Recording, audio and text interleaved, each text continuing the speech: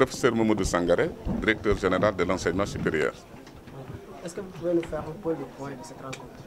Oui, je suis venu d'abord représenter le ministre de l'enseignement supérieur et de la recherche, le professeur Mary Teuw Niane, empêché, pour apporter aux membres de cette nouvelle structure le soutien de son département, le soutien de la direction générale de l'enseignement supérieur et l'importance que le ministre en personne accorde aux partenaires de l'enseignement supérieur privé, compte tenu de ce qu'ils ont fait jusqu'à présent, depuis 2012, pour l'enseignement supérieur au niveau de notre pays.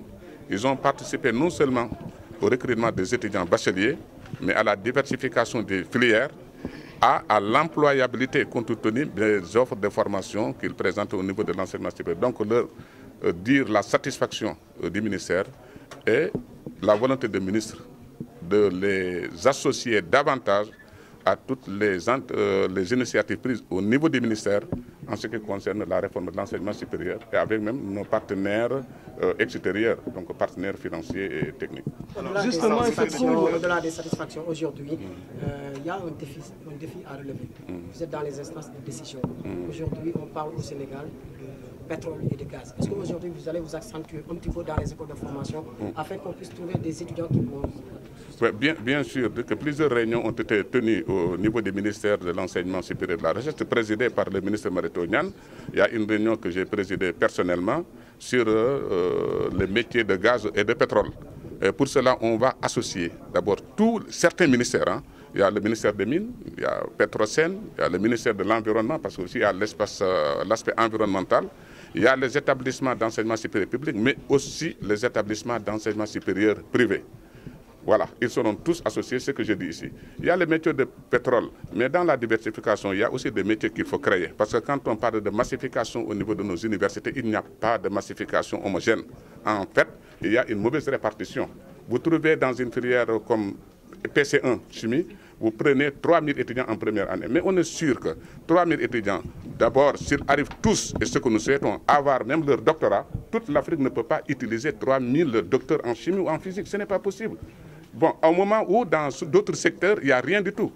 Par exemple, si on avait des formations dans le domaine des textiles, Bata n'aurait pas fermé ses portes.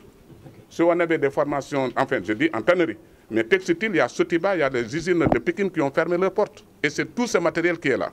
Et il est temps que le ministère discute en même temps avec le public et le privé, parce que ce n'est que dans le cadre de partenariat public-privé qu'on pourra régler ces problèmes. Aujourd'hui, les nouveaux bacheliers envahissent les écoles de formation. Oui. Le niveau est en déclin. Qu'est-ce que vous allez faire? Est-ce qu'il y aura des concours ou bien des tests d'entrée? Oui, là. Bien vous allez... Non, là, ça d'abord, c'est général. Ce n'est pas seulement un problème sénégalais. Le niveau, oui, non, je reviens, oui. D'abord, il y a la France, il y a partout dans le monde, les États-Unis, etc. Ensuite, j'ai dit quelque chose et je peux le dire parce que là, je vous parle maintenant en tant qu'enseignant. Vous savez, il y a un constat. Donc, je suis scientifique. Il y a des choses que je ne dois pas dire si je ne fais pas une étude scientifique pour montrer la corrélation. Mais mon intuition me permet de le dire. Moi, j'ai fait mon enfance ici à la Médina. Il y a des bâtiments qui sont là-bas, qui ont été construits avant même ma naissance. Ces bâtiments sont encore là, intacts. Des bâtiments qui ont été construits il y a moins de 15 ans tombent en ruine. Des ponts qui tombent. Qui ont construit ces ponts-là? C'est des ingénieurs de conception qui devaient faire 5 années d'études. Mais si chaque année, on doit faire 4 mois, à 10 mois, on fait 4 mois avec des grèves, au bout de 5 ans, vous n'avez que le niveau de 2e année. Et pourtant, vous avez un diplôme. Tout ce que tu construis, ça tombe. Et si ça touche maintenant le domaine de la santé, c'est notre espérance de vie qui sera en danger. Le problème de niveau, c'est partout aussi. Dans ce cadre-là, vous formez aussi des professeurs, des futurs professeurs. Qu'est-ce qu'ils vont enseigner? L'ignorance. Quelqu'un qui enseigne qui n'a pas fait une année complète, il va enseigner l'ignorance. Je crois que ce qu'il faut arrêter, ce sont les grèves. Ça ne veut pas dire que les problèmes ne sont pas pertinents. C'est pertinent, je suis enseignant. En tant que tel, je parle. Mais les méthodes qu'on utilise pour satisfaire nos revendications, il faut utiliser toutes méthodes sauf la grève. Quand vous n'avez pas une année complète, et ce qu'on risque aussi, c'est d'avoir des avocats qui seront incapables de défendre leurs clients. Et peut-être même des responsables qui seront incapables d'écrire correctement une lettre en français. Et imaginez maintenant, tout ce que tu peux gagner, tu l'investis dans une maison, ça tombe. Tu vas payer un médecin qui est incapable de te soigner. Bon, là, je crois qu'il y a un enjeu grave et il faut mesurer cet enjeu-là. Voilà, donc la baisse de niveau, ce n'est pas le ministère de l'Éducation, parce que ce n'est pas lui qui enseigne dans les classes. Ce n'est pas le ministre de l'Enseignement supérieur. Ça, il faut le dire clairement. Mais cela dit, cela ne veut pas dire que les revendications ne sont pas pertinentes. Mais la méthode utilisée n'est pas la meilleure. Elle n'est même pas bonne. On parle justement, vous parlez de niveau, mais aussi on parle de la qualité de la formation dispensée. Est-ce que là, justement, il n'y a pas un regard critique à faire là-dessus? Bon, bien sûr, ce que j'ai dit.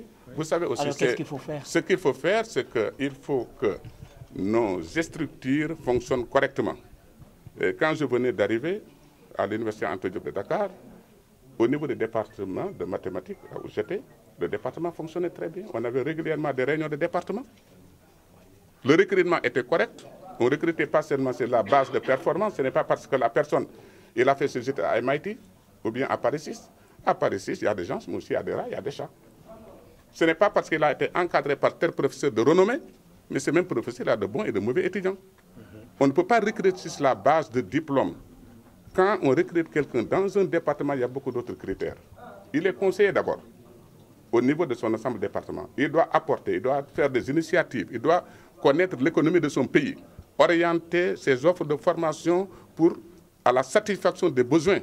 Mais quand tu ne connais pas l'économie de ton pays, tu ne connais pas le plan quinquennal, quand tu ne connais pas donc, là où des emplois peuvent être créés, je viens, j'ai fait l'agriculture d'un pays qui neige, je développe cet enseignement, je prends un master des centaines d'étudiants, je le forme dans le Sénégal ne connaît pas la neige.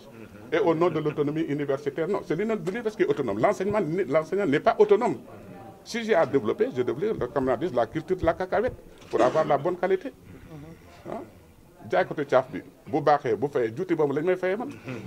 Voilà, je crois que c'est autant de choses qu'il faut respecter. Nos assemblées de département ne fonctionnent plus. Le débat est bas. Les assemblées de fac ne fonctionnent plus. Je suis universitaire, je le dis.